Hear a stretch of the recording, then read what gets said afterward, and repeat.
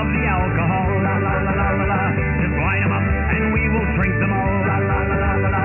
Well, my mother always said, if you want to drink all day, you best start in the morning, son, 'cause that's the Irish way. We don't get drunk, we get awesome. And every other mother will agree. We don't get drunk, we get awesome. So order up around for you and me. We don't get drunk, we get awesome. And every mother must agree. We don't get drunk, we get awesome. So order up around for you and me. And you and me. And you and me. Let there be whiskey. Hey, everybody! Welcome to Nerds with Alcohol. I'm Chris, I'm Russ. and this is episode 244. 244, back in the virtual nerd basement. Ladies and gentlemen, we have a big announcement to make today. Holy crap. We finally did it. Right, Chris? Yep, we made 50 followers, and that actually got us affiliate status. Yeah, we are at affiliate status. That's pretty fantastic. Now, if we go down below 50 followers, do we lose affiliate status again? I think we can. I don't know how that works. So Okay. That's wild. So here's hoping we can stick around to that number. I'd like to keep it growing. So for sure. Well, yeah, I mean, let's at least keep our that would be ideal. But yeah, now, I mean, I haven't gotten really anything set up yet, but I'll be going through and looking at things. We can have subscribers now. We can have, now with subs. Yep, we can get subscribers now. We can even have people that have Prime get one free sub a month, and you could use that to sub for us. Yes, I know. I'm sorry, CD, about the commercials. That is one of the downfalls, is that we will have commercials now. But that's one of the ways that we could try and make revenue on the stream. I mean, it's really not all that cheap to do this on a regular basis. There are ongoing costs. I mean, it's not horribly expensive now that we have the equipment and stuff, but there are monthly costs for hosting and things like that. So it's one of those things that I'm hoping that this will just kind of help offset some of that. Yeah, so for the most part. We're not looking to get rich on this. This is still something we love doing, and we still want to put it out there. But ideally, it would be nice to make a couple of bucks. But if we do, we do. If we don't, we don't. It's we're also talking about merch and things like that. Now we finally have our logo that I finally made, and we can tweak that a little bit more. And honestly, I really liked, Chris, the new opening logo and look. The logo, the lettering and everything that you did for the opening song. Really I like that. And thanks, CD. He just gave us our first cheer. Hey, right on. 100 bits. Now, what does that mean? For every 100 bits, it equals $1. So it's a penny for every bit. Really? Yep. Yeah, okay. Cool. So thanks a lot, CD. Awesome. Thanks, man. So but we also get some cool stuff that I haven't figured out how to get it all set up yet, but we can do things like we can get people can have, like, CD's got a little thing right there in his next to his name in the chat, so you get little cool things like that for certain things. Yes, so leader and stuff like that. Yeah, and eventually maybe we can think about different things for the subscribers, whatever. I mean, kind of like the Patreon, like what they do with Patreon and things like that. And, yep. I don't know. It's a whole new world, guys. A whole new. Yeah, it's going to take us a little while to get this figured out. So I had thought about Patreon and stuff before, but really the only thing that we have for Patreon would be like something like a private Discord channel for patrons. Right. But so exactly. I mean, let's face it, we don't really have a product. Our product is us talking. It's us talking. Yeah. So there's that. So it's one of those things. Do a nerdy calendar. Yeah.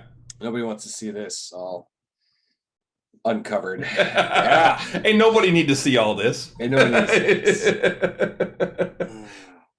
Terrible. Yeah, selling ideas. Yeah. Oh, hey, there's another 100 from Wings Kook. Okay. Yeah. Thanks, Renee. You don't count though. Yes, she does. She counts just as much as anybody else. Well, she counts, sure, but what in my heart, she counts more than anyone. Of course. Oh God, that was. Hang on, I gotta get my insulin here.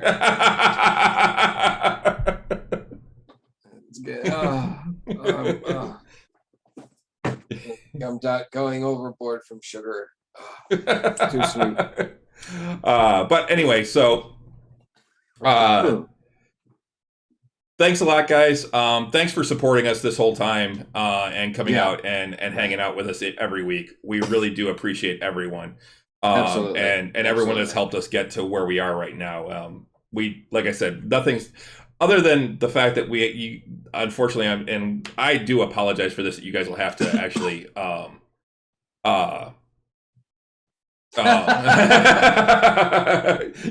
I just saw that. Kind of. She's bad. I do apologize that you guys are gonna have to deal with ads and things like that now, but unfortunately, it's the nature of the beast. When it comes to. And sorry, we started a little late tonight too. There was some sort of with some sort of maybe problem with the server or something. Well, yeah, it's a weird thing with because, and I think it has to do with us becoming an affiliate and having to set up things like two-factor authentication and things like that. Exactly. For that, it basically it said it couldn't pull my data or something like that, but it still let us go live. So that's fine. That's all I care about, is being able to get on here and talk with people. So, but exactly. So how's your week been though? Busy. It was busy last week and busy this week, and just getting busier. We're really ramping up production at the studio, so it's getting a little nuts.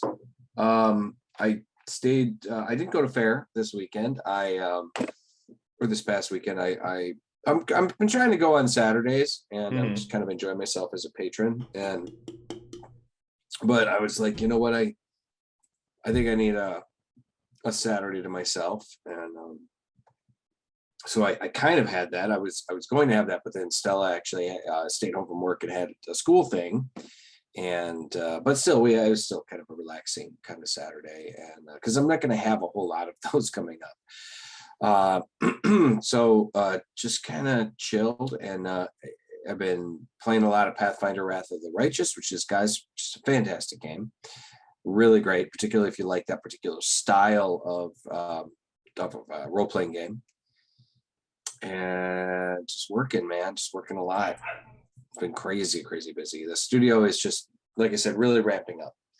So, but I'm gonna go to fair on this Saturday, and hopefully have a nice time. There's like a 50% chance of rain, so we'll see. But I thought it was supposed to be really nice on Saturday.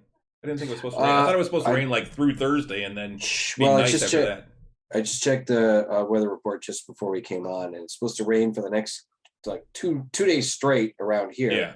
And then clear up on Friday, but then there's another chance of some rain on Saturday. So we'll see. Who knows? Mm-hmm. The only drag is that it is going to be very wet at the site. After Mudfest. Pretty much, but it's cool. I'm gonna hang out. My buddy Robert is coming into town. Stop. My buddy Robert's coming in from the other side of the state, and I haven't seen him in a while. And I'm gonna hang out with him and hang out with my friend Leah and a couple other people. And it's gonna be hopefully nice. So we'll see. Cool. Yeah, and then that's about it. Really, just kind of getting by right now. Yeah. How about yourself? Busy. Busy. Things have been crazy busy lately. Just work's been really busy, and then I've got so much stuff, other stuff going on outside of work, and I'm trying to get ready for our next game this Friday because I want to do some writing and I haven't had a chance to do that. I want to do some painting and I haven't had a chance to do that. Renee's actually taking tomorrow off of work, and she's going to do a bunch of painting, including helping get some of the stuff that I need painted. She's actually be painting Bob's character, his fig tomorrow, and then given time, she's going to do the dusk hags as well, because I will need those eventually. Right. Well, that's cool, man. Just don't kill me with them. But yeah, other than that, it's just been a lot of work. I went and played cornhole for the first time in almost 2 years actually, last Thursday. Cornhole. And had a good time. Went to it. There's a little microbrew over in Troy called Loaded Dice, and I'd never been there. A guy that I curl with has been talking it up for a long time, and he's friends with the owner and stuff. And he was telling me that they were doing a tournament over there on Thursdays. They're going to be doing like these little tiny tournaments. They only had two sets of boards. I think they had a couple others if they get more people, but there were only like 6 teams, I think it was. Okay. Or 4 teams, and it was a good time. My buddy and I won. We actually didn't lose a game in the tournament, so so it was a good time. Depending on weather, we may be going back out there on Thursday this week to give it another shot. They play differently though, so normally when I've played in any tournament or any league, anything like that, it's almost always best 2 out of 3 games. So that way you get to play at least 2 games. And then it's the first team to 21 wins, 21 or above. Okay. Doesn't matter. What they were playing was it was 1 game and you had to hit 21 exactly. If you went over, then you went back to 15 and had to go back up, which can be tough because I mean, it's really tough to only get like 1 point or 2 points or something like that. It's a lot easier to just keep putting them in the hole and rack up as many points as you can to keep the other team from canceling you out. Because say I need 2 points, if I actually sink it in the hole and get 3, I'm at 22. Now the other team just has to throw off the board to drop me back to 15. Okay. I'd rather win that game and then go on to the next game and play a second game. So the games take longer, but you get less games in. So we'll see what happens. It's just a little throw together thing that they're trying. I don't think anybody there has been actually in a league or anything like that, but it was a good time. And the beers there, I will say this: the beers there were solid. I was actually impressed. They had an amber lager that was just incredible. It was really, really good. Liked it a lot. Coolio. So that's awesome, man. Yep. It's good to hear that you're getting back into something you enjoy. Yeah, I start back on a league on October 6th. So this is a little bit of practice before going back to the league. Although my buddy and I we signed back up for the social league because we're like, we haven't played in 2 years. Let's go back to something where we actually have a shot of winning some games. Yeah. So people that aren't like straight up really could play in the Olympics kind of situation. Yeah, we don't normally play against them, but we play against some really good teams, and we kind of got forced to go from social up to the competitive league. There's 3 different leagues. There's social, competitive, and then advanced. And advanced are those that are just like the ranked players in the state and have been at nationals and things like that. Mm-hmm. Okay. The people that it's like 4-baggers all the time. So we've been playing in competitive because we kind of got forced up to it, even though we never won social. And we were doing okay. We usually finished in the middle of the pack. We never even came close to winning it in playoffs. But we're like, let's go back to social. We'll play. And our what we're expecting actually is that by halfway through we're going to be just crushing people again. The first few weeks may be a little rough, but once we get going, I have a feeling we're going to be dominating that league. We may not win it, but we'll be dominating throughout the year. All right. So well, that's cool. But what are you drinking? What am I drinking? I am drinking another one of these lovely caramel apple ciders from Blake's. The caramel apple. It's that's the thing. It's one of those things where the more you drink them, the better they are. And it's not about the alcohol. Because your taste buds go numb. Yeah, I think it's just more about like you kind of get used to the flavor a little bit. I mean, it isn't the best caramel flavor, but it's it's okay. It's okay for what it is. Enough for me to buy a 6-pack again. So, but I had these and I still just have these downstairs and I got home at like 20 to 7. I didn't have time to, or 20 to 8. I didn't have time to stop and grab anything on my way home. So that's what we're drinking, guys. Blake's, another one of their seasonals. Blake's Hard Cider Caramel Apple. It's I think I kind of like their apple pie a little better, but the caramel apple is pretty solid too. So that's it. What are you drinking? I am drinking a beer from Three Floyds, one of my favorite breweries that is now here in Michigan. Three Floyds. Yep, this is an IPA, 7% ABV. It is called Laser Snake. Laser Snake. Laser Snake, and it's got like the very 80s action movie writing on the side, and then it's got I can get it out of the light there, but I can't really see it very well. But it's got this snake with lasers on its head on the can, which is their artwork is just actually really kind of cool. It's pretty cool. Laser Snake. Yeah, Jesus though. Laser Snake. It is a very pale, or it's a yellowish, kind of golden yellow color. It has very citrusy aromas, and the flavor. I'm gonna go ahead and take another sip here.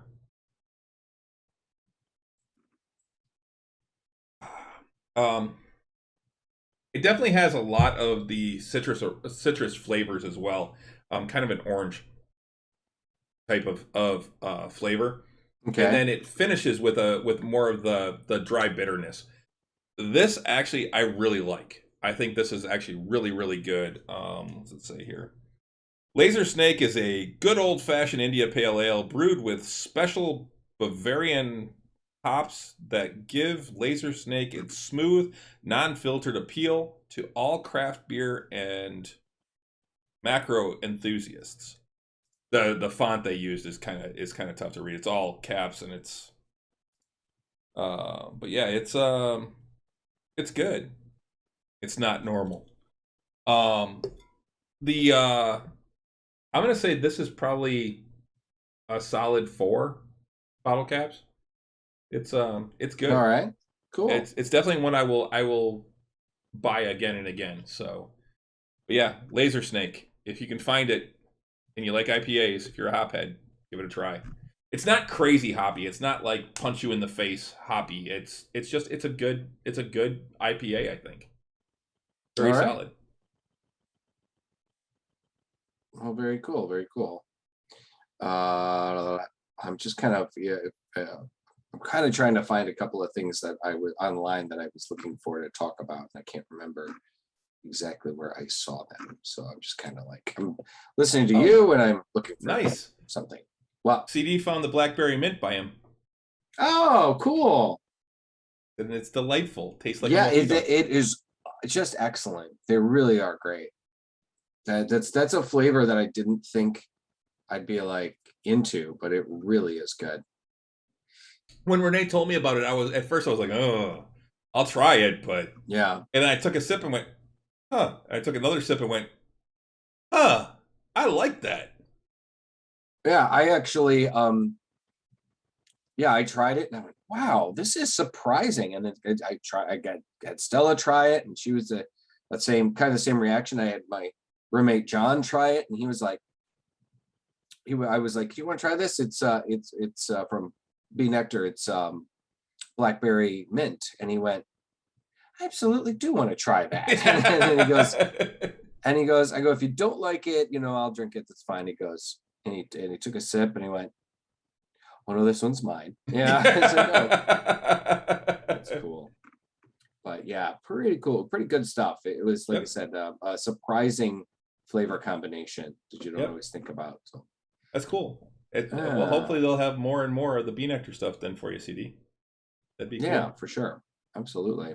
Well, while you're looking for stuff, one of the things I can mention, this is just something I heard mentioned, or I saw mentioned online. I didn't get a chance to read the article. I think it was on Nerdist, but I can't find the article on Nerdist now. But there's a rumor out there that Jason Momoa and Dave Bautista, who are currently filming together in the television show C, right, which is on Apple TV, which killed my tablet. Oh.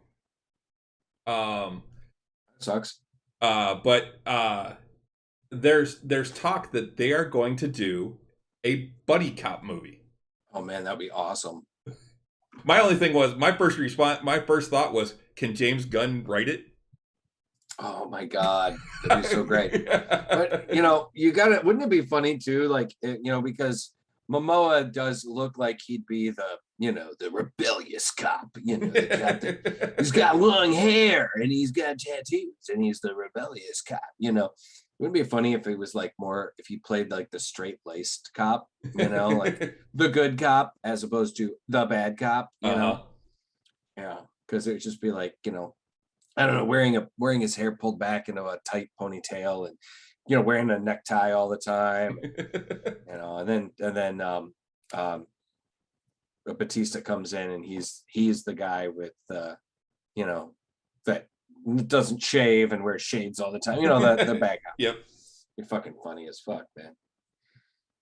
Yeah. I'd watch the fuck out of that movie. Yeah. Well, I told Renee about it. She's like, I would go to the movies to see that. Absolutely. Which is saying a lot for her. Yeah, she doesn't want to go to the movies ever. No. Not so much. I understand right now. I mean, but I gotta say, I went to see Black Widow and it wasn't bad. I mean, it wasn't like. Which, by the way, that's another thing that we can talk about now, because I've seen Black Widow now. Excellent. I watched it this weekend because I now own it. And yes, Black Widow came to Blu-ray and DVD last week. It came pretty much. We didn't realize we did the show and didn't realize it came out. Yeah, that day.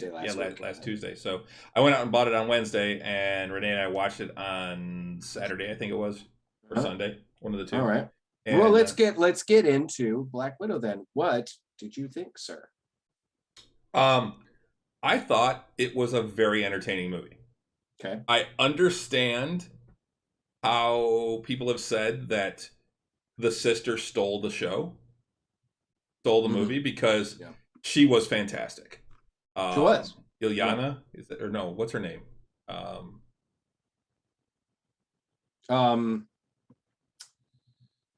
Crap! It's on my tip of my tongue. Yeah, Yelena. Yelena Belova. Yeah, yeah. Yelena was fantastic. I can't wait to see more of her. The whole thing with, what's that thing you do with the arm and the the posing. You're a poser. Yeah, that was really funny. And then I like it when she tried it. Oh yeah, and she's like, oh. and it's just like, yeah, she was like, oh, disgusting. Yeah. It was really funny. That I found that to be really funny. Yeah, I agree. I found it to be an extremely entertaining film. And I can understand why people, said things like, she kind of stole the show. But at the same time, I don't know, man. I thought Scarlett was great. I thought Scarlett Johansson has been consistently good as the Black Widow. And I think what it was that Scarlett Johansson was really good, but people didn't know what to expect of what's the actress's name? Florence Pugh. Yeah, people I don't think knew what to expect of her in that role. And I think it was a surprise as to how good she was and how entertaining she was. Yeah. I mean, honestly, I thought she had some great screen presence and things like that too. I mean, I really enjoyed her portrayal, and just in the whole movie and the way she acted and everything. Yeah. And what's his name? David Harbour. I wanted to call him Hopper, but that's his name from Stranger Things. Right. David Harbour was absolutely a riot.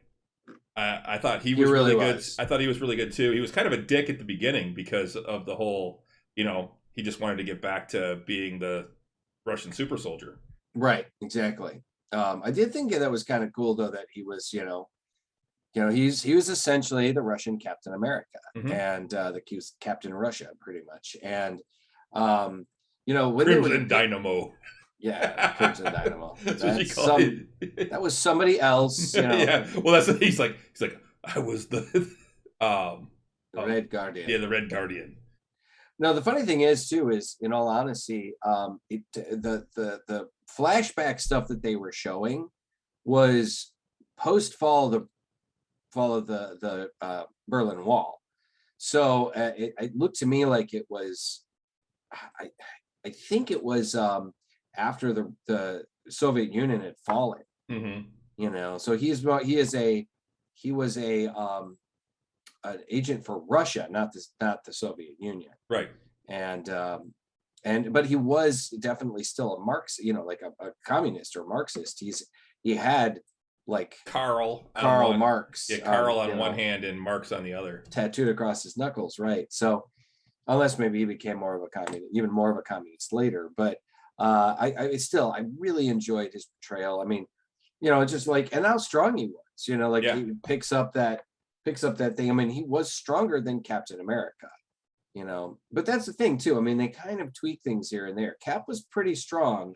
He wasn't pick up a car and throw it strong, but he was definitely pretty strong. Mm-hmm. So it'd be interesting to see like what the backstory is on the Russian super soldier program, and what exactly his strength and abilities were. He's obviously stronger and faster, but mm-hmm. But I thought he was hilarious. He was so fantastic in that role. I mean, Harbor is pretty much great in almost everything he does, but still just fantastic. And Rachel Weisz was great as well, absolutely, as the mom. And seeing her all done up in a widow outfit too, mm-hmm. I thought was cool.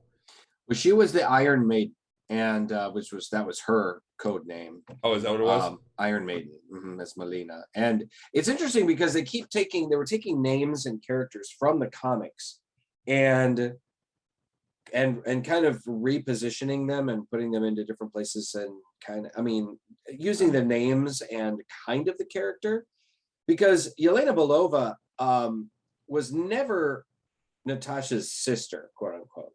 Yelena, in the comics, Yelena Belova was basically just another woman to come out of the Red Room program to essentially take over the Black Widow name and duties as an agent of the Russian or communist government. But in the movie, that's mm-hmm. what they made her out to be, is more so her little sister. It fits the what they're doing with the MCU. Yeah, very much so. And same thing with like Iron Maiden and Red Guardian. They were never like connected in the same kinds of ways. Mm-hmm. I mean, Iron Maiden was essentially, I think she was a villainess. I think she might have been Russian, but she was a villain that the Black Widow, I think, fought against. I'd have to look it up. I can't remember for certain.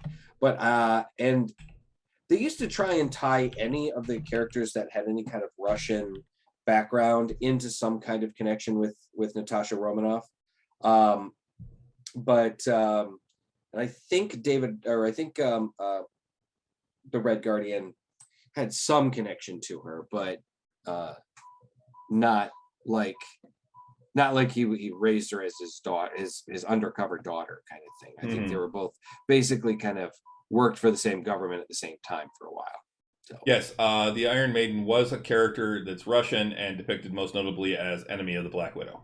Okay. And looked kind of like a female Doctor Doom-esque. Yeah, she was like all armored essentially. And well, and so the other thing that was in this movie was Taskmaster, the other villain. And right. And it was a pretty interesting twist. It was a twist. It was an interesting twist on Taskmaster, but I didn't hate it.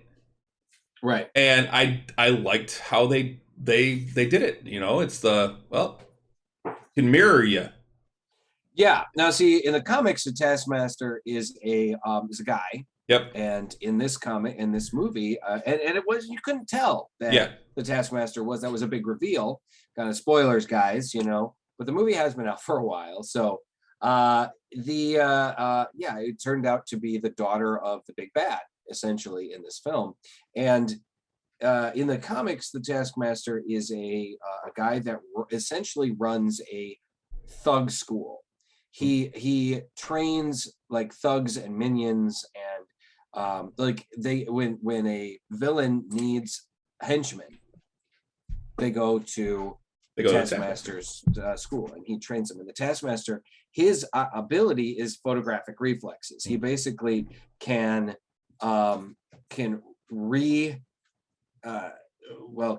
match any fighting style. Can copy and match any move that anybody makes, whether it's throwing a shield like Captain America, or shooting a bow like Hawkeye, or fighting like the Black Widow or Iron Fist or anything.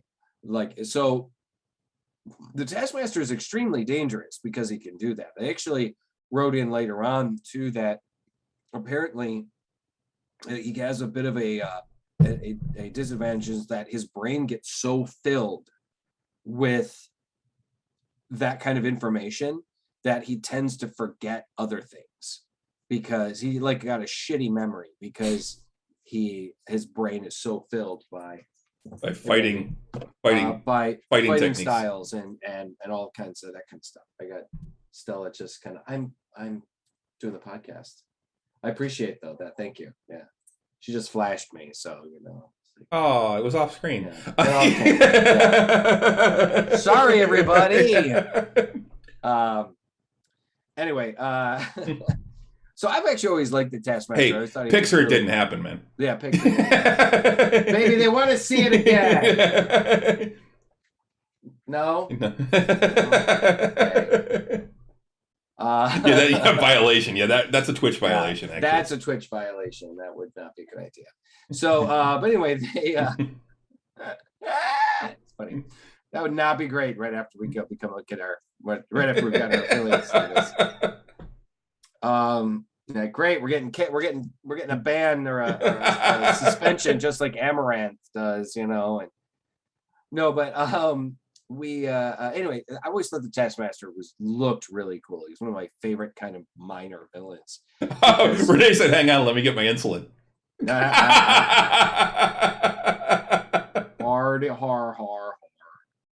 But yeah, back to Taskmaster.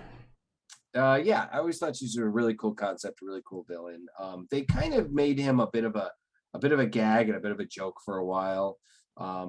They've actually written him specifically that he has like a Brooklyn accent, so he's like, you think he's gonna walk in, sound all cool and shit, and he acts just like, hey, how you guys doing? Hey, yeah, we're gonna go to, I'm gonna teach you guys how to do things right, kind of thing. But it's actually Joe Pesci in the armor. It's a Joe Pesci. Yeah. Hey, are you a clown to you? Do I make you laugh? So anyway, but then it was really cool how they kind of tweaked it and twisted it, and I wasn't mad at it. I think it was pretty cool. I will say this: the costume looked fantastic. The costume did look really cool. I mean, when you look at and the kind of the idea behind that costume and how it looks in the comics, it would probably be hard to pull it off without him looking like Skeletor, because in the comics he has a skull mask, right, and he wears a hood and a hooded cape and everything. So they take like, I've always liked his look. Yeah, he takes kind of bits and pieces from the superhero costumes that he from the heroes that he tends to emulate or copy. And like, he's got kind of boots like Captain America had, the Cavalier boots, and he's got, because he carries a shield like Cap does, and he's got a sword like the Swordsman or the Black Knight. He's got a bow like Hawkeye, and so he has little elements of their costume, but then he also has a very big dramatic white cape with a hood and stuff like that. So, but anyway, the way they did it was pretty fucking cool. Yeah. And I think what I really like, going back to David Harbour, I really liked how emotional his character was all the time. He's like, they're like, just, I don't know if I'm going to have the time to tell you this, but I feel very badly about everything that, and she's like, can we talk about this later? Yeah.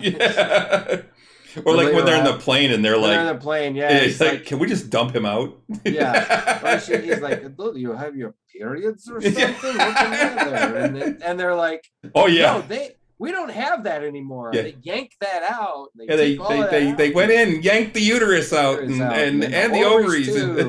Okay, that's enough. That's enough. Yes. All right, I was just about to start talking about fallopian tubes. Yeah. Really funny. I did really enjoy the family style banter that they went through. I thought that was really funny. So very dysfunctional family. Oh my God, so dysfunctional. But I did like the flashback kind of aspect and kind of showing that and everything, showing why it is that she is so good at covering her accent. I did feel it was interesting that she didn't revert back to her accent or anything when she was interacting with them, but probably just like it's just even more natural for her now. She's been so that's been such a part of her being and who she is. Yep. That and I have to say, I think that this movie, I really enjoyed it, but I think that this movie was too late in coming. I think we should have had this movie earlier, in all honesty. Well, we were supposed to, but thanks to COVID. But I mean, like earlier in the series. I think they should have given Black Widow her own movie in the middle of everything else. I don't think they should have waited till the end and said, "All right, this is her swan song." Right. It takes place right after Civil War. Right, because she's still on the run. Right, and I did like that they brought Ross back though too. Yeah, I do like that too. That showing him kind of show up as a small role here and there in the movies, it lends to a nice credit, like consistency and cohesiveness, similar to like to where Nick Fury would show up and stuff like that. Speaking of Thunderbolt Ross, they have talked about how what's his name is going to come back to play the Abomination in She-Hulk. Yes. What's it? My brain. Yeah, I know who you're talking about though. But yeah, he's hang on, I'll find it real quick. But yeah, he's going to be coming back to play the Abomination. I'm actually really excited to see that in She-Hulk. Let's see. Who was it? Tim Roth. Thank you, Tim Roth. Yes, on the Incredible Hulk. So I thought, I really liked Tim Roth, and I liked him in the Incredible Hulk. I thought he did a great job. So I heard that he possibly has a cameo in Shang-Chi as well. But I don't know if that's been confirmed or not. Well, I know that they're talking about doing the Thunderbolts. Yes, that's the thing. They do seem to be kind of moving towards something like that the Thunderbolts is going to be a some kind of and appearance of those characters. Because you've got the U.S. agent. Well, and that's supposedly what's her face is setting up. Right. Contessa Valentin Allegra DeFonte. Which her showing up at the end, right, in the post-credit scene where Yelena's at the grave. She's at at Natasha's grave. And she shows up and she's just Yelena, I love her attitude. It's just shut up. Don't bother me. Right. I told you I was on vacation. Yeah, exactly. She's I think people some of the characters would be less likely to say that kind of stuff to Nick Fury, but they'll say that to her apparently. But yeah, and I loved it how that this is obviously a lead in to Hawkeye, because she shows the tablet and how would you like to get a crack at the guy that was responsible for your sister's death, and it's Clint Barton. And as Ronan. Oh, right. Yeah. And I was like, oh, cool. So, and it has been confirmed that Florence Pugh is going to be appearing as the new Black Widow in Hawkeye. Yep. So I'm like, oh, that's fucking great, man. We're right around the corner for Hawkeye. So yeah, we got what, 2 months? Thanksgiving. Yeah, 2 months. It premieres on Thanksgiving. So fucking cool, man. Yeah, Something. I'm looking forward to that one. That one, I mean, I was looking forward to it anyway, but then seeing the trailer, I was like, oh hell yeah! Right. Yeah, I'm in. So why don't we move on? Black Widow, would you give it a solid B plus? Yeah, I'd give it a B plus, A minus, right in there. I mean, I truly enjoyed it. I thought it was really good. Did too. Had a great time with that. Yeah. And I agree with you. I think they should have just put it out, right after Civil War. They should have done that movie right after Civil War. I think so too. But yeah, that's one. It's not the greatest Marvel movie, but it's definitely up there in the ones that I truly enjoyed. I've heard people call it like the best solo Marvel movie that they've had. It's more standalone Marvel movie. I'd have to say, I don't know. That's not. I mean, that's a pretty good. There haven't been that many standalone Marvel movies. They've all had sequels, or they've all really much led into other things. I would say it's definitely the best flashback Marvel movie. No, for sure. Because it's way better than Captain Marvel, I think. I would agree. I'd say it is better than Captain Marvel, and I enjoyed Captain Marvel. I enjoyed parts of Captain Marvel. There were a lot of things I didn't like about it. The whole thing with Nick Fury in his eye, I thought that was horrible. I'd say for me, Black Widow gets like an A minus, maybe B plus A minus in there, and Captain Marvel got a solid B minus for me. I was like, yeah. I'd give that one. I'd give it like a C plus. I think for Captain Marvel. So I liked it a little bit more. I thought I liked the flashbacky stuff, and I liked how they handled the character and everything. So I'm not the biggest fan of the girl who Brie Larson. Brie Larson. Yeah, I'm not either. She's okay, but I think they could have found somebody better. But I don't hate what she does, but I'm like, nah. Honestly, I'm looking forward to She-Hulk because I love the actress that's playing She-Hulk. For sure. I like it too. I like that girl too. I haven't Tatiana Ali or something. No, not Tatiana Ali. It's Tatiana. Yeah, Tatiana Maslany. Mm-hmm. She's really great, and I haven't even watched Orphan Black. Orphan Black is such a good show. Yeah, she is amazing in that because of the fact that she plays all those different characters, and every one of them is so different that you forget that it's the same actress. Yeah, for sure. I've heard so many awesome things about the show, so I'm really looking forward to getting into it. When I can. It's just one more thing to put on that on the fucking list. Yep, it's 5 seasons and they're about 13 episodes a season, I think. Mm-hmm. 10 or 13. I actually still have to finish the last season. I'm in the middle of it and I need to get back to it. But anyway, so moving on. Did you find the stuff that you were looking for? A couple of things here. I gotta have some quick hits here.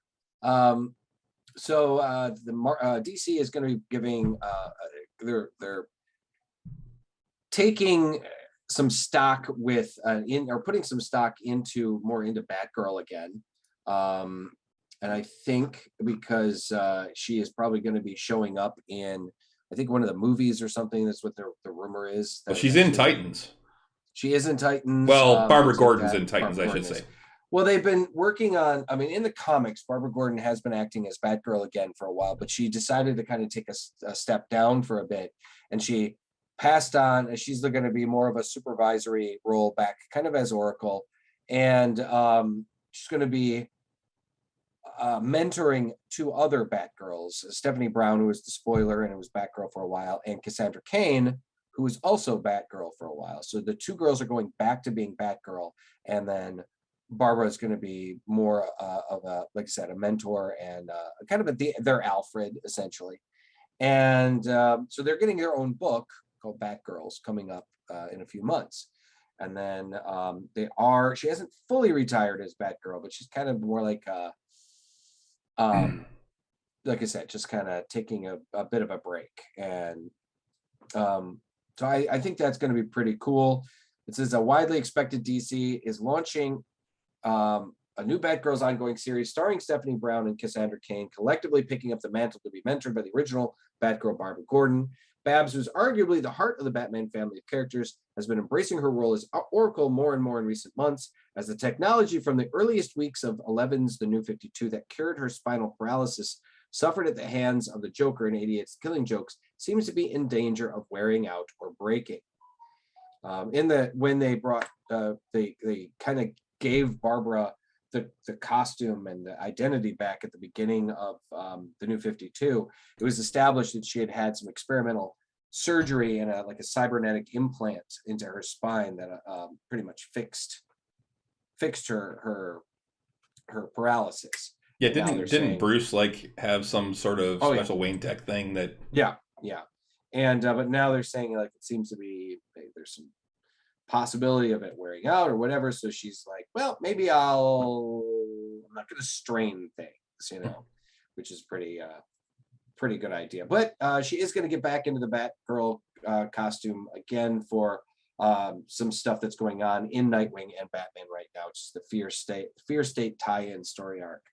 And she's got a bit of a costume redesign. And it looks pretty cool. It's very kind of a take on a bit similar to what she had been wearing more recently. It looks more almost like a full-on motorcycle leather kind of suit, as opposed to tights. And it looks really cool. Her hair is down, and looks like maybe a back supporter with the ability to extend her cape into glider wings, kind of like Batman does too. So yeah, back reinforcement structure. I'm kind of looking at this. It's a kind of a smaller picture. Oh, here it is. I was able to zoom in. Yeah, squared off shoulders, a black cape with a yellow interior. And the wings are made. The cape is made of an intelligent memory fabric, similar to what he does in the Nolan films, where he can make his cape rigid, and that's pretty cool. And white ears, or white eyes, kind of like Batman's. Cape long, light flows up, hidden zip, hidden zip line stuff in her gloves, and a back reinforcement structure under the cape that connects to the cape structure. So it looks pretty cool. I'll have to see if I can share this on the page, because it looks really cool. And I like some of the designs that they're doing on some of these newer superhero designs for some of the ladies, where they are much more they just make a lot more sense, as opposed to these I'm gonna fight in a fucking corset and so that's really cool. So sorry, not to interrupt, but this is something I've been meaning to ask you for a couple of weeks. So and this just reminded me, because it was a Batman question. So I do trivia once, one night a week, usually a lot of times on Mondays, up at Great Baraboo, and they had this question, and it was one of the bonus questions. So it has multiple parts. It's a 4-part question, and it's basically it's the answer to the 4 questions equal the number 23, but that doesn't matter. I just want to see how many of these you would have known, because we got all of these. Okay. But number 1, number of seasons of Gotham that aired on Fox. 5, I believe. Yep. Number of letters in the last name of the actor scheduled to play Batman in the upcoming 2022 film The Batman. That's the number of letters in his name? Just if you know his name, which I'm sure you do. It's what's his name from Twilight? Yeah, Robert Pattinson. Pattinson, yeah. Yep. Number of characters who have taken up the Robin mantle in comics. That's the one that we actually had to sit there and discuss. And I'm like, that's a difficult one, because it takes a couple minutes. But you got Dick Grayson, you got Jason Todd, you got Tim Drake, you have Damian, of course. You also have before that, though, you also have Stephanie Brown, who was the female Robin for a while. Yep. So there's those 5 are the main ones in canon. That's what they wanted, was 5, and that's what I said was 5. I couldn't remember Stephanie's name, but I knew there was a female Robin that She was the only one that was in canon as female Robin. There was the female Robin in the Dark Knight, the Dark Knight Returns, graphic novel by Frank Miller, but that's not considered in canon. So, and then the last one is number of Batman films featuring actor Michael Gough as Alfred Pennyworth, which I believe is correct. Yes, that is correct. He was the one that played Alfred through all of the original 4, Burton verse Batman movies. Yes. So anyway, I've been meaning to ask you those because it was particularly the Robin one, because I had to sit there and go, wait, and I knew the four boys, and I'm like, there was a girl, and so I'm like, I'm pretty sure it's 5, and everyone's like, no, it's only 4. I'm like, no, it's 5. And then when we got all the other ones done and figured out that the last one was 4, because they're like, well, no, maybe he was in 5, and I'm like, no, he was in 4. There were 5 Robins because we were one number off. So. Yeah. Trevor just went looking for the squeaky toy.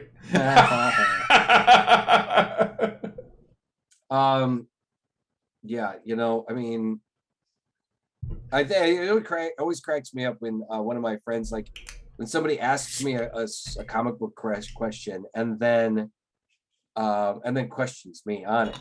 It's like, no, are you sure? Me, man. I mean, but yeah. So anyway, guys, check out the new Batgirl and the Batgirls comics. It's gonna be fucking cool. So one of the things, I know you're not caught up yet, but one of the things I was going to mention, so the actress that's playing Barbara Gordon in Titans is in a wheelchair, and she actually, in this universe, Barbara Gordon lost a leg in the shooting. Oh, and the actress that plays her actually did lose a leg. Oh, really? Yeah. Okay, that's cool. So I actually had to look that up because I'm like, man, that's some really good CGI if that's the case. But no, she actually does have one leg. There's pictures of her with her prosthetic and things like that. But currently in this universe too, Barbara is Commissioner. She is Commissioner Gordon. Interesting. That's cool. But this season, I've only watched like 3 episodes so far, and I think Alex is going to come over tomorrow, and we're going to watch more. So it's hearing really good things from the guys. Dude, it's been really good. This show is really fucking good. Yeah, that's awesome, man. I mean, yeah, they're saying really amazing things about it. So. Yeah, Renee and I got to get back to Doom Patrol because season 3 starts this week. Oh, mother of God. Yeah, me too. I got to get back into that too. What little free time I have had these days, I've been either watching shows that Stella and I watch together, which she doesn't really get into most of the superhero shows, or I've been gaming and I haven't been really taking the time. So I gotta set aside some time to get back into it. I mean, some shows I can game while on the computer here while I'm playing, I can play my game and watch it on Hulu or whatever. But I also don't want to, sometimes you want to respect the show enough to just pay attention to it, fully without, gaming or doing anything else. So, let's see. I had something else that, okay. Marvel has a new animated show with Jason Sudeikis and Olivia Munn, and it's called Hit Monkey. And I saw something about that earlier.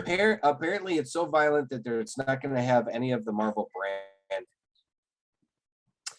Ted Lasso teaches a monkey to kill in the first Hit Monkey trailer.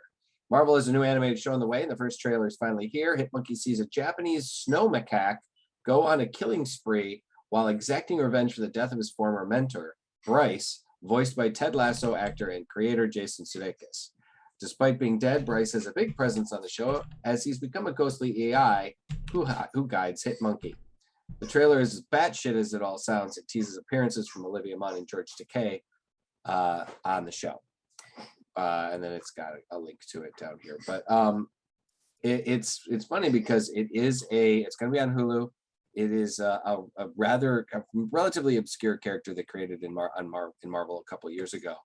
And Hitmonkey was commissioned by Marvel before the superhero studio began pushing new Disney Plus shows.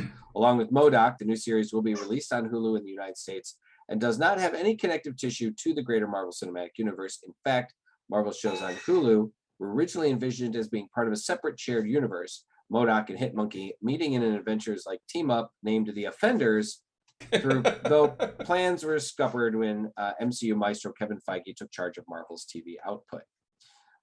Jordan Bloom, who co-created MODOK with Patton Oswalt, serves as co-creator of Hitmonkey with Will Speck, Office, Christmas Party, and Switched. Hitmonkey's a character who is violent and temperamental, but also deeply wounded and innocent, Bloom told Entertainment Weekly while previewing the new show. So it's it looks like it could be pretty hilarious. So we'll see. He's supposed to be more of a goof character anyway, kind of like a little bit like along the lines of Deadpool. Oh, well, I was just looking up when we were going to get Howard the Duck, but it looks like they've canceled it. Yeah, I think they did. Along with Tigra and Dazzler. Yeah, they canceled most of those plans. Ending development of both for the foreseeable future. I was looking forward to seeing a Howard the Duck one because Kevin Smith was going to write it. So yeah, I actually heard because they were also putting together a Squirrel Girl show, and I think it was actually a new Warriors show, and it was Squirrel Girl was going to be one of the characters, and Milena Vaintrub was supposed to play her, the girl from the cute one girl from like the AT&T commercials. Oh, okay. Yeah. So there's actually images online of because they I think they shot the pilot and then Marvel I guess they shit canned it, and I heard I saw one I didn't read the article because I was like, I'm not fucking paying attention, that's bullshit, but the headline was like new Warriors show canceled for being too quote unquote gay.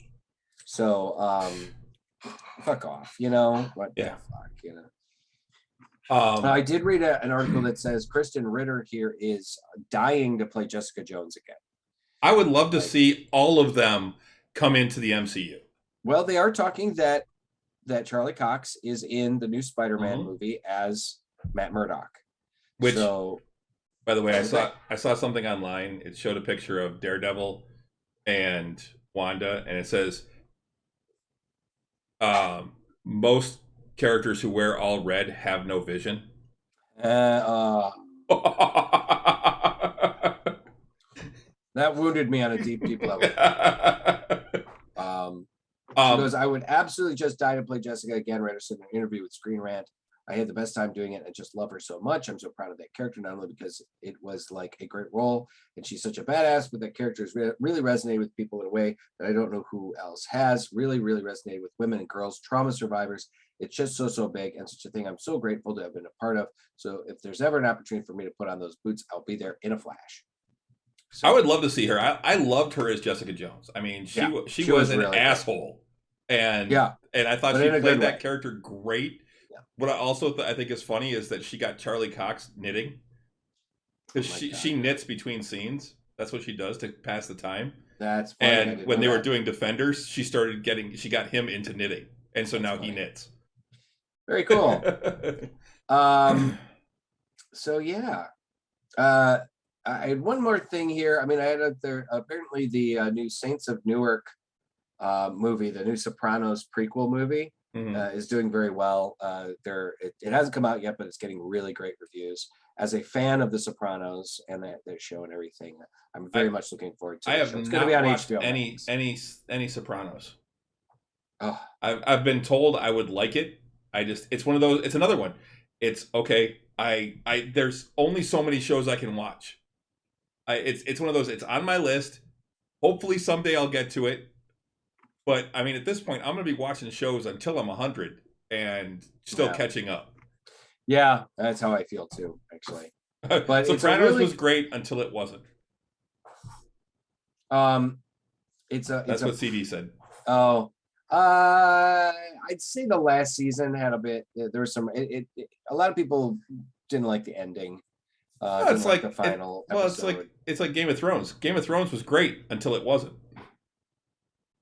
And it was the ending of Game of Thrones that killed it. I mean, the last season of Game of Thrones wasn't great, but the very end, what I thought was horrible. It seemed really rushed. It was like, oh my God, they're only giving us 6 episodes to finish everything up, and we've got 3 seasons worth of loose ends to tie up.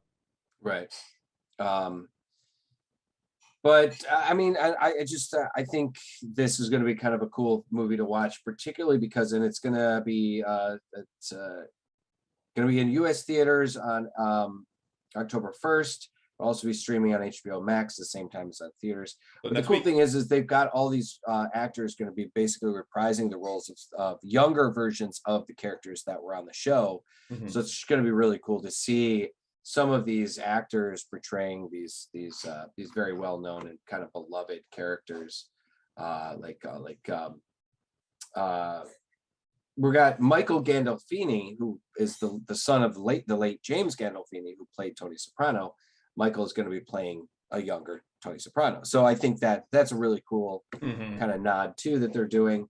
But John Bernthal, who played the Punisher, is going to be playing Tony's father, who's in jail. And his mother, Vera Farmiga, is going to be, Vera Farmiga is going to be playing his mom.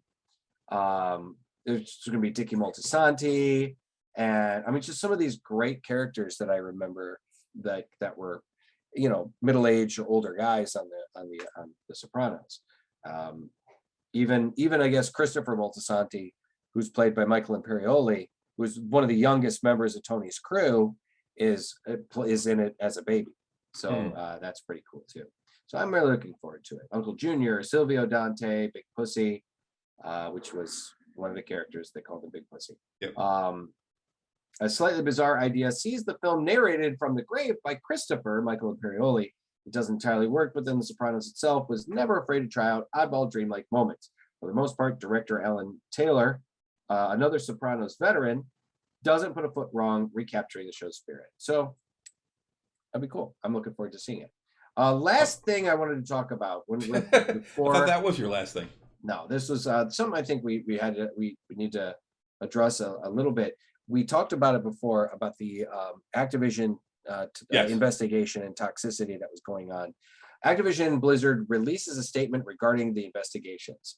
So the company confirms SEC and EEOC investigations into certain employment practices, quote unquote. The Activision Blizzard has confirmed that it is being investigated by the Securities and Exchange Commissions, the SEC, and the U.S. Equal Employment Opportunity Commissions, EEOC, in a statement released today. On the Activision Blizzard investor site, a post confirmed a recent report from the Wall Street Journal that the publisher is being investigated by the SEC and EEOC. While the statement states that these investigations are concerning certain employment practices, it's claimed in the Wall Street Journal report that the SEC's investigation scope includes how the video game publishing giant handles employees' allegations of sexual misconduct and workplace discrimination. The Wall Street Journal report also claims that several Activision executives have been subpoenaed as part of the SEC investigation, including CEO Bobby Kotick. To that end, Activision Blizzard confirmed in the statement that it is complying with a recent SEC subpoena issued to the company and several current and former employees and executives regarding disclosures on employment matters and related issues. It added, the company is confident in its prior disclosures and is cooperating with the SEC's investigation. The statement also confirms that Activision is actively engaged in continued discussions with the EEOC and has cooperated with the EEOC's investigation concerning certain employment practices. Kotick says we are deeply committed to making Activision Blizzard one of the best, most inclusive places to work anywhere. This is absolutely no place anywhere in our company for discrimination, harassment, or unequal treatment of any kind. Well, maybe he wasn't aware of everything that was going on. While we continue to work in good faith with regulators to address and resolve past workplace issues, we also continue to move ahead with our own initiatives to ensure that we are the very best place to work. We remain committed to addressing all workplace issues in a forthright and prompt manner. So at least things are moving forward. At least things are they are addressing these problems that are inherent in, and hopefully they are going to solve them. So I'm encouraged by that. That's great. Cool. Yeah. So I just wanted to kind of a little bit of an update as to what's going on. Yeah, I hadn't seen anything recently on that. So one of the other things I had to talk about was they've announced Disney Plus Day will be November 12th. And basically, it's going to be all things Disney Plus. They're going to be doing a bunch of announcements and things like that. It's a big thank you to subscribers with content from all Disney Plus brands, including Disney, Pixar, Marvel, Star Wars, National Geographic, and Star. What they're talking about in a press release, Disney Plus offers a tease as to what's to come in November. The streaming premiere of Marvel Studios' Shang-Chi and the Legend of the Ten Rings. The beloved Disney family-friendly adventure film Jungle Cruise available to all subscribers. The new Disney Plus original movie Home Sweet Home Alone, which is a reimagining of the popular holiday franchise. Yikes. An all-new original series of shorts from Walt Disney Animation Studios called Olaf Presents, which sees Frozen's beloved snowman retelling several classic Disney tales as only he can. Which that could be entertaining. The domestic Disney Plus streaming debut of fan favorite shorts from Walt Disney Animation Studios, including Frozen Fever, Oscar-winning shorts Feast, and Paperman. Oscar-nominated Mickey Mouse short Get a Horse, and more. I love Paperman. That's such a great piece. I don't think I've ever seen it. An animated short film, Ciao Alberto, from Pixar, featuring characters from this summer's animated hit breakout film Luca. A new short from The Simpsons that pays tribute to Disney Plus's marquee brands. The first 5 episodes from season 2 of The World According to Jeff Goldblum for National Geographic. Cool. A special celebrating the origins of and legacy of Star Wars' legendary bounty hunter Boba Fett. Which that could be interesting. Yeah. A special celebrating the Marvel Cinematic Universe on Disney Plus with an exciting look towards the future. And Dope Sick, an original series starring Michael Keaton, which will be released in international markets as part of the Star General Entertainment content offering. All right. Well, okay. That sounds, I mean, when is Disney Plus Day? That will be November 12th. Okay, well, we'll have to keep our eyes open for that, and we'll report on it as we see more. Because that sounds like it's going to be, there's going to be a lot of information dumped on that day. That's for sure. Wow. Okay. Cool. Very cool. Awesome. Okay. Should we move on to What If? Yeah, we can move on to What If. Okay, guys. I did not get the chance to watch it. Once again, I just swamped, but Chris did, and I don't mind spoilers. So I think we're going to talk about it. Yeah. So this week it's What If Killmonger saved Tony Stark. That's really cool. So it starts off with basically the start of Iron Man, where they're driving through. They start off with the whole Fun V thing, where he's riding through the desert in the Humvee with those soldiers. There's music playing. It's not Back in Black like it is in the movie. Yeah, okay, CD didn't care for this one. I thought it was okay. It definitely wasn't the best of all of them. But basically, Tony gets out. The whole thing happens with the bomb goes off, the IED goes off. The soldiers go out. They get shot. He runs out. He tries to get a signal. The missile comes in, and all of a sudden, a hand grabs it and throws it away, and it explodes. And it's Killmonger standing there.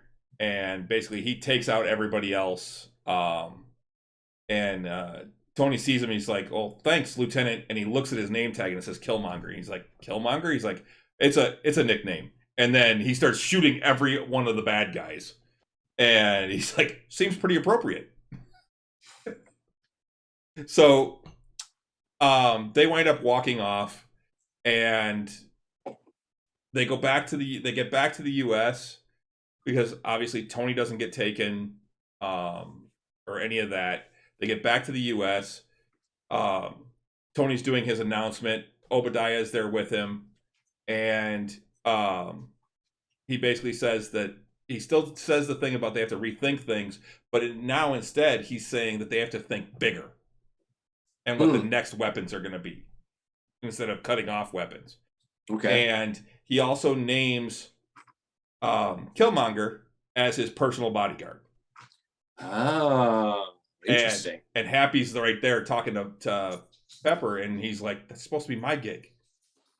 And so Tony and Killmonger become these best buddies, and they start designing things together, and they start working together. And Killmonger brings up this idea that he has of drone warriors. Basically, they're like the hammer drones in Iron Man 2 is the design, but with more Gundam style. And he even says, Tony says something about it, and he's like, "What? I'm a fan of anime." That's funny. That's funny. And so they design these things. They can't figure out. He's like, I don't know how to power them. He goes, and then he starts talking about the idea of building a miniature arc reactor, because obviously he didn't do that to save himself, but he talks about that idea, and he's like, "But I don't know how to power it." And Killmonger brings out his ring and basically says, "What if you had some vibranium?"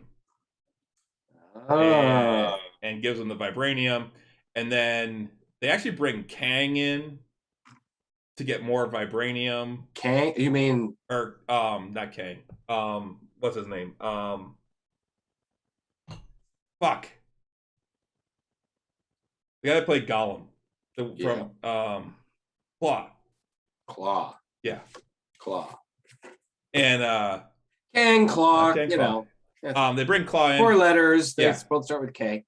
Because he's got vibranium, and he pulls out, and basically they send Rhodey in to do the buy, because he's the liaison type of thing, and he shows him a spear. The I can never remember the name of the Dora Milaje. Yeah, Dora Milaje. I remember the Milaje. I don't remember the first part. I never remember Dora for some reason. The easier one to remember. That's the one. That's the one I don't remember. Yeah. So he brings out a Dora Milaje spear and says, 100% pure vibranium, blah blah blah. And he's like, somebody bought this for 10 million or something like that, and he's like, please. Tony spends 10 million on a quiet Sunday. He's like, oh well, now that I know you're serious, and he opens up this thing, and it's just filled with vibranium inside this car. And then all of a sudden there's this firefight. People are coming in, shooting, everybody's getting shot, blah blah blah. And Rhodey keeps talking in his ear. He's like, or Black Panther shows up. That's what it is, to get everything. And he's talking in his earpiece. He's like, Killmonger, are you seeing this? Are you seeing this? And he's not responding. Well, they wind up getting in, and nope, and you're gonna get banned. What is that? It's one of those. I hate that shit. It's a spam one. Crazy. And actually, it's not letting me do it right now, so I'll worry about it later.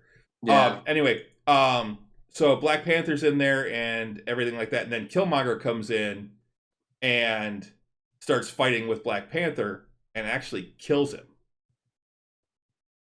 Wait. Black Panther kills Killmonger? No, Killmonger kills Black Panther. He kills T'Challa.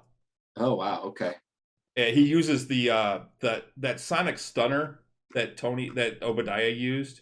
Oh, okay. Well, I'm sorry, I jumped the gun, because the way that he actually gets into Tony's good graces is the first thing he does is he does research and finds out that the plot to kidnap Tony was funded by Obadiah.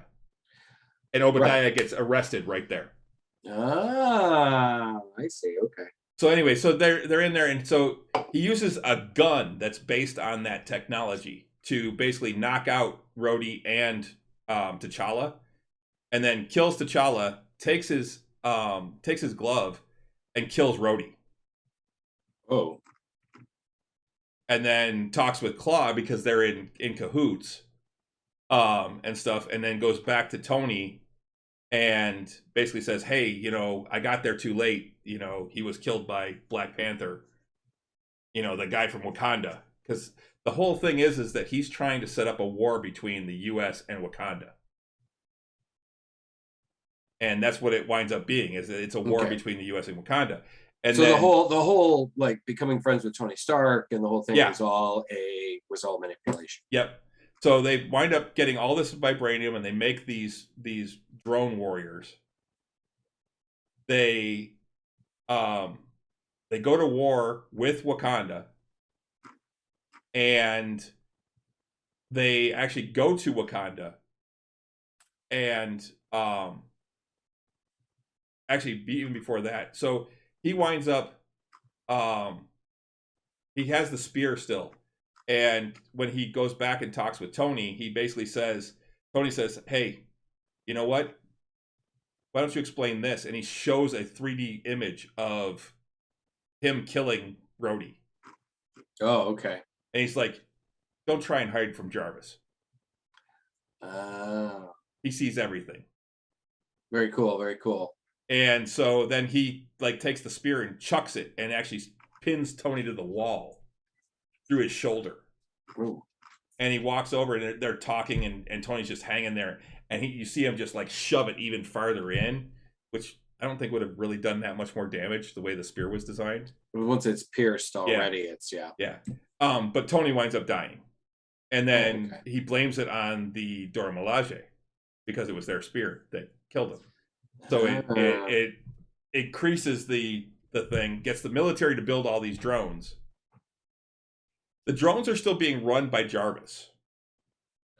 Okay. So the whole idea is that they get there, and all they're seeing is jungle. And Killmonger's like, trust me, that's where it is. And he actually goes in first. He goes in there and presents himself as the king's nephew, and does the whole lip thing. And he had already killed Claw at this point as well, and brings him in and throws him down and does the whole thing with, you know, this is the person who's been stealing your vibranium. Mm-hmm. I brought him back, showing justice. And he winds up going in, sucking up to the king, basically saying, you know, I'm your long lost nephew. Convinces them that he is on their side, and becomes they actually make him the new Black Panther. Oh, okay. So he ultimately, this is an episode where Killmonger gets everything he wants. Yes. Wow. He becomes the Black Panther, and then they see the drones outside, and he's like, you know what? Let him in. And they're like, what do you mean? And there's like 20,000 drones. And he's like, let him in. He goes, trust me. So he lets him in, and he goes, as soon as we shut the shields, when they get in, they'll lose connection. They need satellite uplink. And that's what happens. They wind up losing the satellite uplink, and the drones come in, they shut down. And then all of a sudden, they show him, he's got a little remote in his hand. He pushes a button, and all the drones come back online. But Ross, who's also in this episode, Thunderbolt Ross, he's actually screaming and yelling back at HQ because he can't see what's going on. Because all the drones, he lost connection to them. And basically, Killmonger is controlling the drones now. And he winds up jumping on one of the rhinos, running out and helping fight, and they destroy all the drones, and that's what actually convinces them that he's there to help them. But he's really not. He actually winds up taking over. And at the end, they show, what's her name? T'Challa's sister. Shuri? Shuri. Mhm. She shows up in the offices of Pepper in New York. That's cool. So I think we're gonna see some more extent. I mean, I wouldn't be surprised if they extend some of these stories into the second season, because they have said we're gonna have a second season of What If, and we're like, okay, I'm guessing we're gonna see some new stories, but I wouldn't be surprised if we see some part twos in a few of these, and that might be one of them. We might see some part twos with. We're definitely gonna see some part twos with Captain Carter. Probably some part twos with this one, and who knows? Maybe even a part two. Probably not a part two with the zombie one, because that was a little creepy final thing.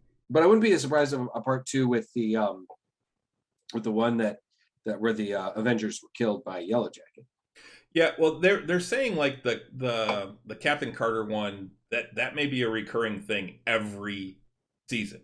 Right? Yeah, and then there's also a talk that they're going to bring some of these characters together at the end of the at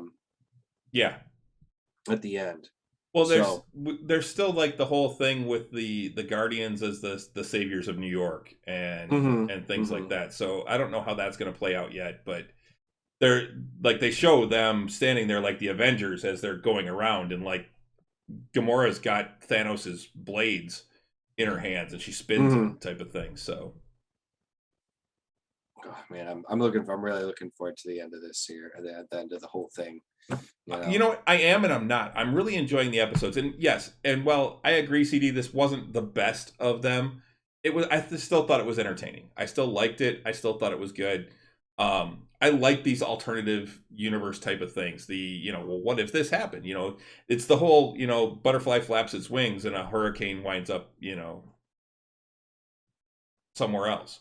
So it's one of those things. It's one little thing can change so much. Yeah, for sure. And I mean, I've always just found them to be brilliant, because it does. It takes, they take an established Marvel storyline and then they just kind of turn it on its ear, and it's just really freaking cool. And like if you look up the What If comics on maybe on the Marvel app or whatever, there's some Marvel really Universe. Brilliant stuff. The Marvel Universe app, because you can Marvel Unlimited. That's what it is. That's it. Marvel it was DC Universe and Marvel Unlimited. You can see just some really great stuff, some really smart stuff. But yeah, it was good. I'm looking forward to the next one. I think we've still got. Well, this was the 7th one, I think. Yeah, I think so. 6th or 7th. So we've still got 4 to 10 in this one. 9. 9. So we got 3 more.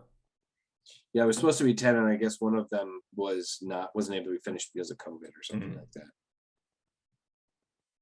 So yeah. Yeah, I agree, CD. Yeah. It's not necessarily worth a rewatch, but it was worth the view. I don't know how many of these I will go back and rewatch. I mean, I liked them, but it's not anything that I liked enough that I'm going to watch it over and over again. I watch the movies every once in a while. Like Renee and I, actually, when we were sitting around and had nothing to do a couple weekends ago, we were painting, and then we just sat around and watched TV. We actually started watching Phase 1 again, and actually got all the way through Phase 1. Wow, right on. And we're about to start Phase 2. I really want to do a rewatch. I'd love to sit down and do that. I think maybe when after the parade's over, I'll have a little time before my job kicks in. My normal job kicks in. I'll have about 2 months. I think I'm gonna do some rewatching. So cool. Yeah. Did I tell you about that? I accepted the salary position. Yes. Yeah. Okay. So yeah. So I have some time before that kicks in. So definitely gonna sit down and maybe catch up on some films. Yep. And CD says he's looking forward to Marvel Christmas. Who doesn't want to see Marvel Christmas? Yeah. I'm honestly, I think the Hawkeye show is going to be awesome. I think it's going to be up there. I think it's going to be up there with WandaVision. I think people are going to love it, and it's going to be very well received. So, yeah, I'm hoping so. It looks like it's going to be it's going to be very entertaining and kind of campy in a little bit, in a little bit of the way. Like he's going to be kind of goofy and jokey. Which, yeah, I think I like we talked about before, or I was actually talking about with my buddy John, that I think we're actually going to see, Hawkeye in the way he's kind of depicted in the comics, where he's more of a kind of a smart ass and he jokes around a lot and kind of, because he was in the Avengers, he was the Joker. He was the guy that, was always cracking jokes and stuff, Yep. So I'm looking forward to it. I look forward to everything that they're coming out with. I want to see Shang-Chi. I still haven't seen it. I really want to see that one. Now that I've seen Black Widow, I can go see it. Was Christmas in any of the movies series yet? I don't think they've done any Christmas. Well, I mean, no, I don't think it has been. I don't think Christmas has really been featured in. I don't think it really featured any real holidays in any of the movies. Except for in Flash and those series, the Arrowverse, they've done some Christmas stuff, but yeah, but I don't think they've done them in the movies. No, in the Marvel, in the MCU. I'd have to agree. But yeah, huh? That's funny. I never really thought of that, but yeah, I think that's true. And no Thanksgiving or nothing. Actually, speaking of Thanksgiving, one of my favorite Buffy episodes of all time is that one Thanksgiving episode where Spike they captured, like, Spike's tied to the chair and it's like, there's a bear! You made a bear!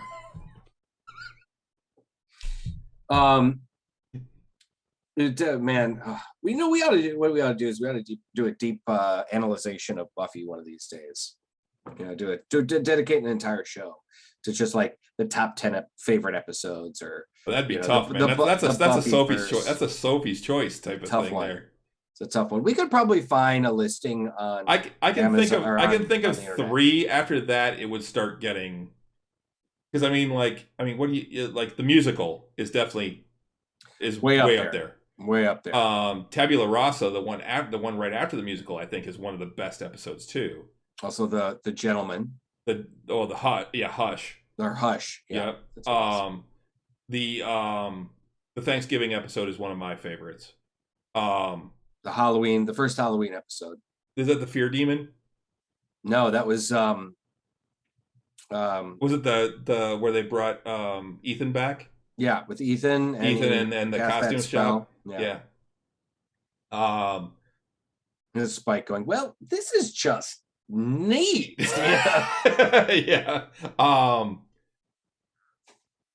And then honestly, the body. Oof. That was a rough one. It's heavy. Yeah. I mean, that's the thing. So it's like, it's one of those, how do you pick? And then Angel, I think most of my favorites are actually in the last season when Spike came on, because he just made that show so funny. You're a bloody puppet. Yeah. Spike, don't say it. My dose comes off. Yeah. That one is probably the Happy Time Adventures, or Sunny Time Adventures, whatever it was. Like Spike was great. He was great as a villain, and he was only supposed to be in that season, but people loved him so much they brought him back and then had to turn him into like an anti-hero. And I loved the way that they did that. It was he'd already done that in Buffy, so they'd already kind of but that's what I'm saying. Like when they did it in Buffy, when he came back as the anti-hero, I mean, they put that chip in his head, like when he's sitting in. Then he got his soul. Well, but when he's sitting like in the dorm room with Willow, and he's like, "It's not you, it's me." I really want to bite you. I really do. Yeah. So we should probably wrap things up. It's getting kind of late. Yep. I am hungry. Guys, thanks for joining us tonight. And thanks again for joining us on our first inaugural show as Twitch affiliates. Yep. That's really, really fantastic. Thanks again for everybody supporting us and staying on and watching the show. And you know, we'd love to see more of you guys. In the chat. Yeah, we'd love to see more of you guys.